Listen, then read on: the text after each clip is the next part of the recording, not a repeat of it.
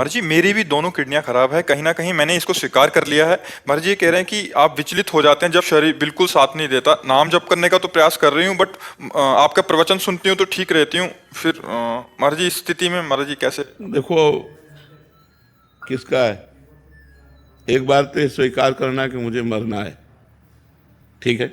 Right time मरना है, जब मरना है, बीच में मरना नहीं। और राइट टाइम में मरने के लिए किडनी हो या ना हो, दोनों बात समझो। किडनी स्वस्थ है तो राइट टाइम जो तुम्हारा है उसमें मरोगे कि नहीं मरोगे, और किडनी अस्वस्थ है तो भी उसी में मरोगे। हमें चिंता क्या करनी है, उचित औषधि लेते रहिए। जो रोग के अनुसार हमें खान पान है उसका थोड़ा संयम रखिए, और नाम जप करते रहिए, प्रसन्न रहिए। मरना 100-200 बार तो है नहीं, एक बार मरना। जिसका जिस समय मरना लिखा है उसी समय मरेगा। हमसे कई लोग कहते हैं किडनी बदला लो। अगर हमको 80 साल तक जीना है तो हमारी यही किडनी हमको 80 साल तक जिलाएंगे। और अगर नहीं जीना है तो चाहे पूरी किडनी की माला पहना दो, उसी दिन मरेंगे जिस दिन मरना है। क्या चिंता करनी यार, बचपन से जो ज्ञान प्राप्त करते रहे, और अब हम ये डर जाए किडनी हमारी फेल हो गई, मृत्यु आएगी, डर ये नहीं है। ये सब प्रपंच नहीं। नाम जप करो, हाँ उस किडनी के अनुसार भोजन करो। डॉक्टर से जानकारी ले लो, जो भोजन है तो उससे परेशानियां कम होंगी। और नाम जप करो, जिस दिन जाना है उसी दिन जाना हो। इसका नाम मृत्यु लोग है, सब मरेंगे, तुम्हें थोड़ी मरना है। शरीर को तत्कालिक कष्ट जो होता है, अरे भयानक कष्ट है हमको इस समय, तुम्हारे सामने भयानक कष्ट है, लेकिन हम भगवान के हैं इसलिए हम मुस्कुराते रहते हैं।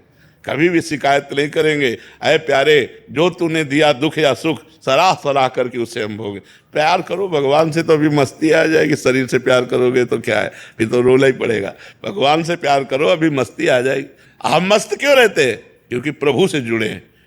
अगर अभी हमारा निगेटिव चिंतन हो जाए तो अभी हम डाउन हो जाए, अभी निगेटिव आ जाए तो अभी हम परेशान हो जाए। हम सोचते ही रहे राधा राधा राधा राधा राधा, मस्त रहते। वही हम तुम्हें सिखा रहे कि भगवान का नाम लो और उचित भोजन पवित्र आहार करो, जिससे आपको रोग अपना प्रभाव दिखा के प्रभावित न कर पावे। और औषधियाँ लेते रहो, जैसे डॉक्टर बताएं। जब डायलिसिस का नंबर आवे डायलिसिस, जब मृत्यु का नंबर आ जाएगा तो मृत्यु हो जाएगी। क्या चिंता करना है यार, एक बार मरना है, सबको मरना है। इसका नाम ही है मृत्यु लोक। यहाँ सब मरना ही है, अपने अपने समय पे सब मर जाएंगे।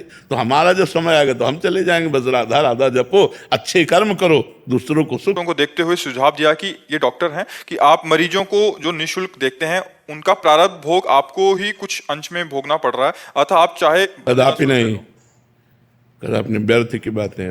निजकृत कर्म भोग रहा, तुम्हारे पाप कर्म तुमको दंड दे रहे हैं, दूसरे के पाप कर्म थोड़ी दंड दे रहे हैं। व्यर्थ की बातें लोगों के कहने। तस्मात् शास्त्रम प्रमाणम थे कार्याकार्यो व्यवस्थित हो। शास्त्र प्रमाणित बात होनी चाहिए, मनमानी आचरण थोड़ी नहीं चाहिए। इसलिए व्यर्थ की बात, इस बात पर ध्यान मत दो। देखो, तब लग कुशल न जीव कहूँ सपने हुमन विश्राम, जब लग भजत न राम कहूँ शोक धाम तज काम। पाप आचरण अशांति पैदा करते हैं।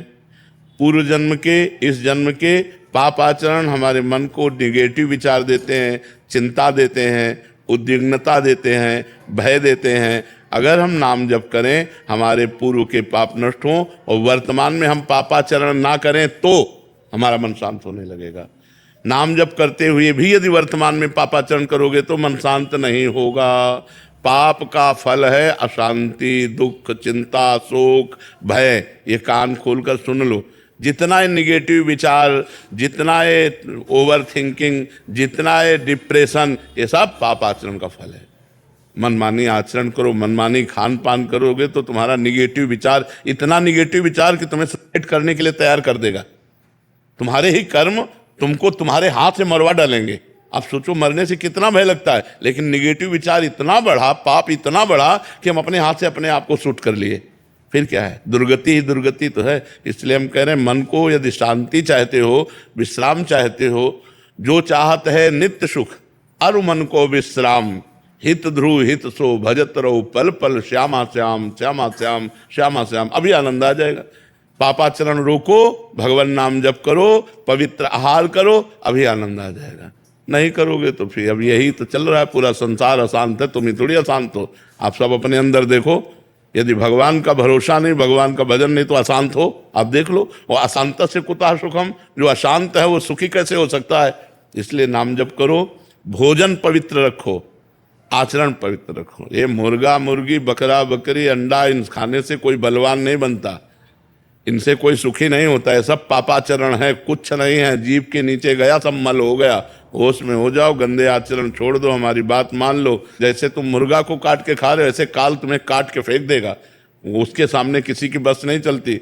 होश में अगर तुम जीवों को जलाओगे, काटोगे, मारोगे, खाओगे, बेविचार करोगे, गंदे आचरण करोगे, अशांत रहोगे, दुखी रहोगे, और बाद में तुम्हारा विनाश होगा, नाश होगा बहुत बुरी तरह। इसलिए हमारी प्रार्थना मान लो कि अच्छे आचरण करो, किसी जीव को दुख मत दो, और गंदे भोजन से बचो। गंदा भोजन बुद्धि को भ्रष्ट करता है, तो हमको भोजन पवित्र, आचरण पवित्र, तब शांत मन होता है। ऐसे थोड़ी शांत हो जाता है मन। शांत तभी है कोई पापाचरण हो रहा है और भगवान नाम जप नहीं हो रहा, इसलिए है।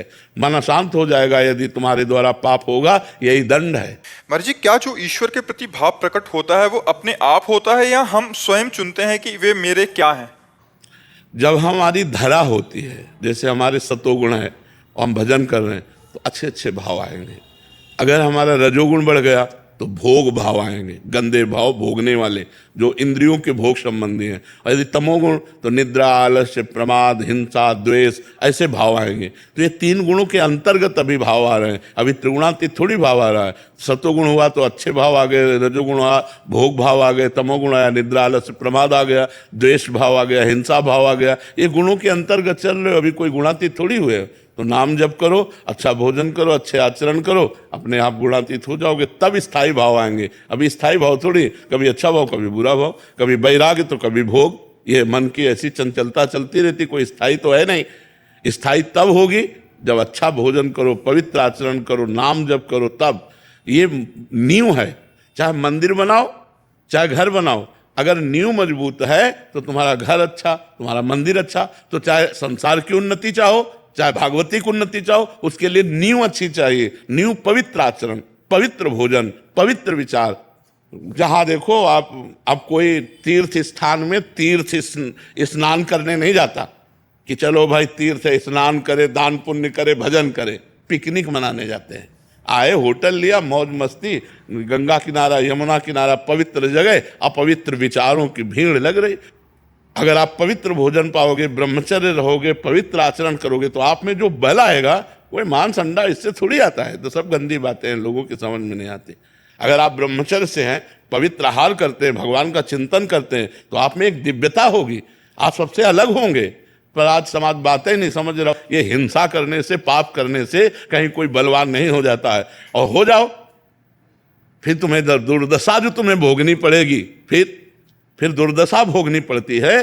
जो जीवों को कष्ट दे करके अपने शरीर को मोटा करता है, वही शरीर उसके लिए दुखद हो जाता है, सोचने लायक नहीं रहता। हाथ पैर बुढ़ापा से आएगा ना, फिर उठने लायक नहीं रहता। इसलिए हम कह रहे धर्म से चलो, सत्य से चलो, पवित्रता से चलो, हमारी बात मान लो।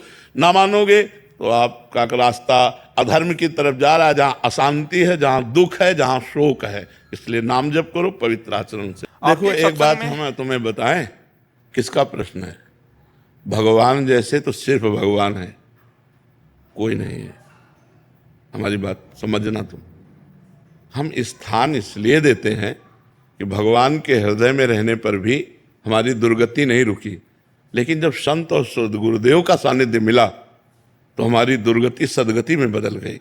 हमारे बुरे आचरण छूटने लगे, अच्छे आचरण होने लगे, भगवान का भजन करने लगे, आनंद आने लगा। तो आनंद सिंधु के हृदय में रहने पर भी आनंद नहीं आ रहा था, लेकिन जब उनका दास मिला, उनका भक्त मिला, उनका सेवक मिला, तो आनंद की वृद्धि हो गई। तो मोरे मन प्रभु अस विश्वासा, राम ते अधिक राम कर दासा। लेकिन ये भाव है, भगवान के समान कोई नहीं हो सकता, फिर भगवान से अधिक होने की तो बात जाने दो। समझ पा रहे हो? गिरिराज जी भगवान ने उठाया, 21 किलोमीटर के हैं। एक गिरिराज जी की शिला कोई ऐसे उठा के देखे। 7 दिन 7 रात्रि, 7 वर्ष के बालक थे नंदन नंदन। उनकी समानता कोई कर सकता है? दावानल लग गया तो मुंह में पी लिया। एक कोबरा काट ले तो मरना निश्चित हो जाए यदि हमको सही समय पर औषधि न मिले। कालिया नाग के दह में कूद करके उसका मर्दन करके रमण द्वीप में। भगवान जैसा तो सिर्फ 6 दिन के थे। 6 दिन में मच्छर मारने की भी ताकत नहीं होती बालक में। और पूतना जैसी महान राक्षसी जो 6 कोस तक जिसका शरीर था, कुल्हाड़ से काटा गया, ऐसी राक्षसी को 6वें दिन रंगा दिया भगवान ने। भगवान जैसे सिर्फ भगवान, भगवान जैसा तो कोई है ही नहीं। हाँ, मानी संख्या, सवाल हल करना है ना, मानी संख्या मेरे पिता भगवान, मेरे भगवान से भी बढ़कर माता पिता है, मेरे गुरुदेव भगवान से भी बढ़कर मानी संख्या। जब मानी संख्या किया तो सवाल हल हो गया। मानी संख्या ये पत्थर की मूर्ति भगवान, मानी संख्या ये छवि भगवान, मानी संख्या ये भगवान। जहां एक जगह मानना शुरू करो और सब जगह उसी को फैला दो, अपनी भावना को, मुक्त हो गए। देखो एक जगह गुरु माना जाता है और फैला सब जगह दिया जाए। अखंड मंडलाकारम, अखंड मंडलाकारम व्याप्तमेन चराचरम, चराचर में मेरा गुरुदेव व्याप्त है, तो सब भगवान है। व्याप्तमेन चराचरम तत्पदम दर्शितमेन तस्मै श्री गुरुवे नमः। जो गुरुदेव भगवान चराचर में व्याप्त हैं, मैं नमस्कार करता हूं। ये मानी संख्या, ये गुरुदेव शुरू किया एक जगह से और फैला दिया पूरे विश्व में, और पूरे विश्व में विश्वात्मा भगवान ही है, दूसरा वही गुरु है, वही शिष्य है, वही इन्हीं का सारा खेल चल। जी आपने एक सत्संग में कहा था कि आप हमसे जितना प्यार करेंगे हम आपके विपरीत होंगे, जितना श्री जी से प्यार करोगे उतना हम आपसे प्यार करेंगे। महाराज जी इसका भाव समझ। इसका निरपेक्षम, संत निरपेक्ष होता है, किसी की अपेक्षा नहीं रखता। तो हम संत वेश में हैं, तो हमें भगवत भाव से देखो चाहे मनुष्य भाव से देखो। हमारी एक पद्धति रही है किसी से प्यार ना करना, अंदर से सब में भगवान को देखकर प्यार करना। तो तुम बाहरी नमस्कार प्रणाम खिलाना पिलाना सब करो, हम बिल्कुल तुमसे निरपेक्ष रहेंगे।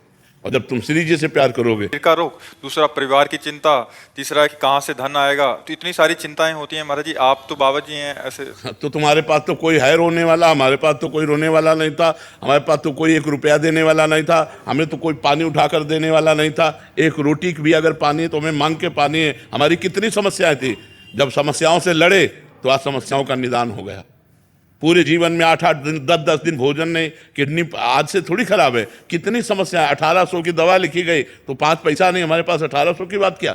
और आज मालिक की नजर हो गई तो आप देख लो, सैकड़ों दुलार करने वाले लोग हैं, अपने आप मालिक व्यवस्था, तो मालिक की शरण में हो जाओ, व्यवस्था कर देगा। देखो बहुत से ऐसे धार्मिक वो डायलिसिस सेंटर हैं जिनमें कुछ फीस नहीं लगती और वो डायलिसिस कर देते हैं। बहुत से ऐसे लोग हैं जो औषधि फ्री देते हैं। जब हमारे पास ना हो तो हमको ऐसे जगहों का चयन करना चाहिए जहां हम शरीर को औषधि दे सकें, जहां हम जाकर डायलिसिस करवा सकें। ऐसे हैं बहुत से ऐसे डायलिसिस सेंटर हैं जो फ्री होते हैं। तो हमें लगता है कि समस्या हम दिमाग में न रखें, भगवान के ऊपर छोड़ दे तो व्यवस्था कर देंगे। जब मेरे पास पानी देने वाला नहीं, 1 रोटी नहीं, 1 इंच रहने की जगह नहीं, 1 रुपया नहीं, मात्र हमें लगता है 15 वर्ष पहले की बात है, वो आज भगवान ने हर व्यवस्था कर दी। तो वो भगवान तुम्हें देख रहा है।